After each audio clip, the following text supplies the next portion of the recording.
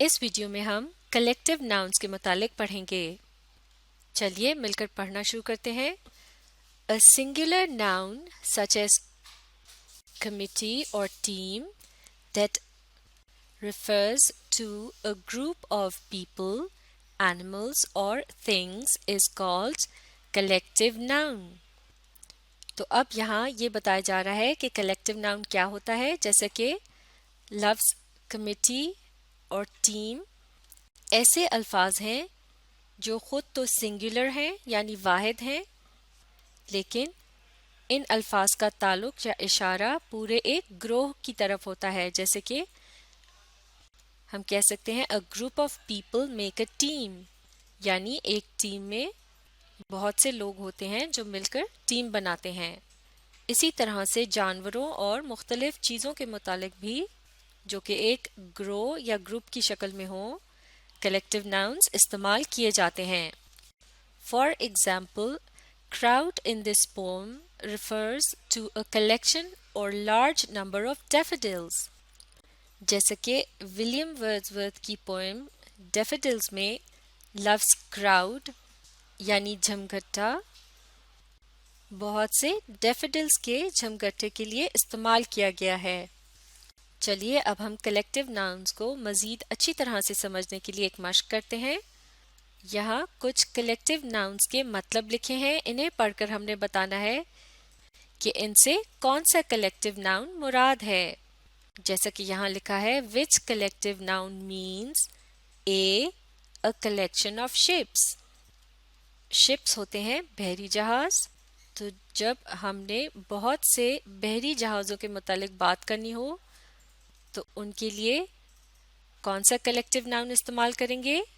یہ لفظ ہے فلیٹ۔ تو اس طرح نمبر 1 کا جواب ہے فلیٹ، یعنی فلیٹ کا مطلب ہے a collection of ships۔ اب آگے پڑھتے ہیں B a collection of singers۔ Singers یعنی گلوکار، اور کلیکشن کا مطلب ہوگا گروپ یا گروہ، یعنی جب بہت سے یعنی زیادہ تعداد میں گلوکار ایک جگہ اکٹھے ہوتے ہیں تو اسے کیا کہتے ہیں؟ کوائر یا کورس۔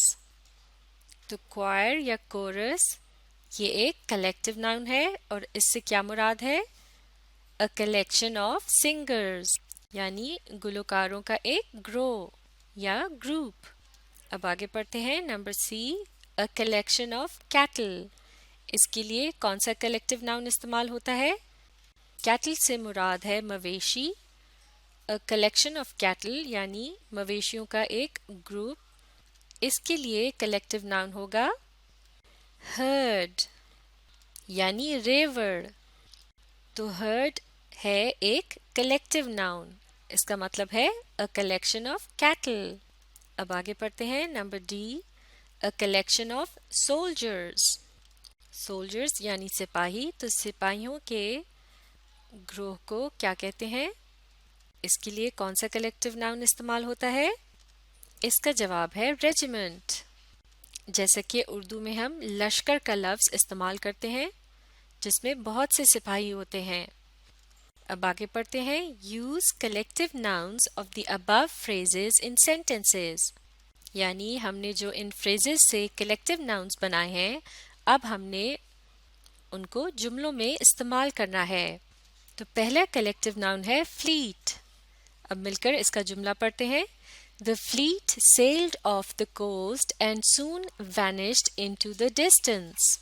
فلیٹ کا مطلب ہوتا ہے بیڑا، جیسا کہ بحری جہازوں کا بیڑا ہوتا ہے۔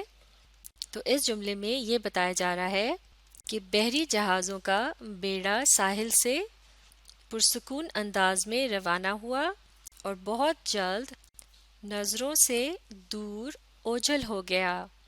جیسا کہ آپ ساحل سمندر پر کھڑے ہوں اور اس منظر کو دیکھ رہے ہوں، تو اس جملے میں فلیٹ کا لفظ کیا ہے؟ یہ ایک کلیکٹیو ناؤن ہے۔ اگلا کلیکٹیو ناؤن ہے کوائر یا پھر کورس، یعنی ان میں سے کوئی ایک لفظ ہم جملے میں استعمال کریں گے۔ ان دونوں الفاظ سے مراد ہے گلوکاروں کا ایک گروہ A collection of singers۔ چلیے مل کر جملے کو پڑھتے ہیں، آپ بھی پڑھیے. A choir of 20 students sang the national anthem to begin the Independence Day celebrations.